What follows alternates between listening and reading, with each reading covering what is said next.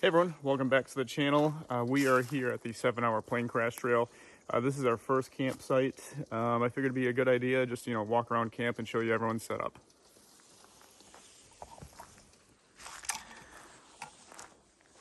This is Josh's teepee. One tigress. First night in the setup, right? Yeah. So walk us through it. Tell us about it. Pretty nice. Like you said, it's the one tigress. I think it's called the Rock Fortress. So it's 7.5 foot tall and I think 12 foot wide. But it made a pretty nice big space for me to hang out last night. And I got a little wood stove that I made out of an old ammo container.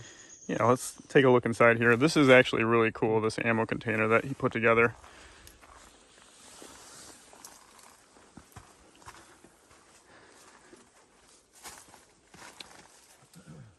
So Josh, tell me about the rest of the setup with the ammo container and how you put it all together.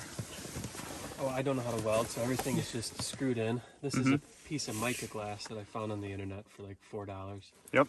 And then these legs are a galvanized metal. Okay. They don't actually get too hot. How did you get them on there? You just screw them on, or? Just sheet metal that I cut and bent. Okay. And then I stuck those little cotter pins through to hold them in position, so they do fold up. Okay. And I made a little door for it. Again, this is just like sheet metal that I cut to shape, and that's a little piece of foam paintbrush stick actually for my handle. Yeah. How warm did you say it got in here? Would you say? This morning it was probably in the 90s when I had the door shut. Oh, actually, geez. way too hot. So open them back up just to get some air through. Right. This is just a titanium stovepipe, so it rolls up the other way. Ends up being about 12 inches wide for storing, but Okay. worked out pretty good. Yeah. I was concerned it wasn't going to be long enough. So it definitely keeps you warm at night. And then for sleeping arrangements, you have your cot. What is that, a 0 degree bag? Oh, mine is 10. Oh, geez. It's a bit Actually, overkill. well, so it's only sewn up on the bottom part.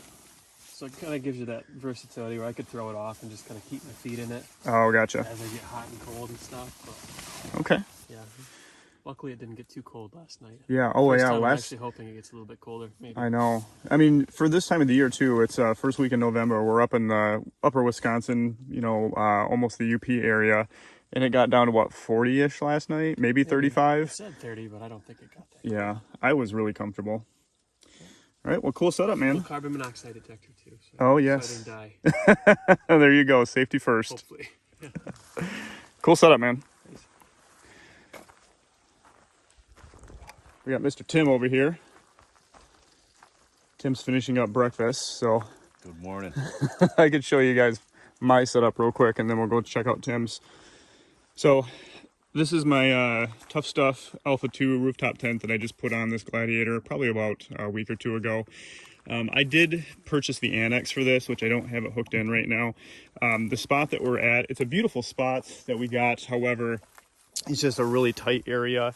So we had to put the vehicles in here strategically just to, get everything to fit. And it's not a super level site either. So I had put a bunch of rocks underneath my tires over on this side just to keep the vehicle level enough. So, but yeah, I slept really good in this rooftop tent last night. Had no issues with it. I have everything out of it right now, but 2.5-inch mattress, really comfortable. Yeah, not much else to say. I mean, I have a 15-degree bag. I do have a little space heater that I brought with me, but it didn't get that cold last night, so I ended up not needing it. So, Tim, you want to show us your setup here? Yeah, show you around over here. Not So- much to talk about. Tim's probably got the simplest setup out of everybody. It's pretty basic. Yeah, but you've been rocking this for years. Yeah, I've been doing it for a few years. Not much to look at. This is just my rain fly over Yeah. a hammock. So it works great for backpacking, Yep. car camping, whatever. Just super simple setup. I have the underquilt there for colder seasons, and So definitely kept you warm. yeah, slept great last night. Okay, good deal. I have a liner in the sleeping bag that adds some extra, added comfort. And I usually set it too low to the ground for some Yeah. reason. I do it all the time. I don't Yeah. know. I need to get in the habit of raising it up. So I guess the upsides to hammock camping, it's gonna be a little bit cheaper than obviously a rooftop tent, Yeah. or maybe Josh's setup even. Yeah. You do have to have trees though. So That is that's the kicker. that is. Or, I mean, have you ever hooked it between two vehicles? No, I've never done that. No. I mean, potentially you could do that. Yeah. Like with my vehicle, you could hook it on like the bed rack, and then, you know, I don't know where you'd hook on Josh's vehicle, Yeah, but that'd be a struggle. yeah, you could probably figure it out. But being in Michigan and where we live, Oh, there's so many always options for trees. yeah. Out west, probably a little bit tougher situation because there's really no trees out in some of those areas. I'd have to change my Change your camping setup style a little bit, yeah. for sure. Tim's the only one who didn't have to find a level spot. So Yeah, there is, right? He just needed 2 trees. That's a benefit too. Yeah, I don't need level ground. Right? Yeah, initially I had this spot over here where Josh was at, and I didn't have to level out my truck, but there was literally no other level spot. So he took this spot, and then I end up, you know, sitting up right over there.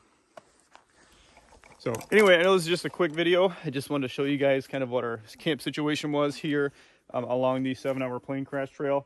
This is the beginning of day 2. We're going to be here 4 nights in total. So we're going to go a couple more hours tonight, try to find another camp spot. And then ultimately, we're going to be heading up to Copper Harbor. That'll be the final day. Anyway, thanks for checking out this video. We'll catch you guys in the next one.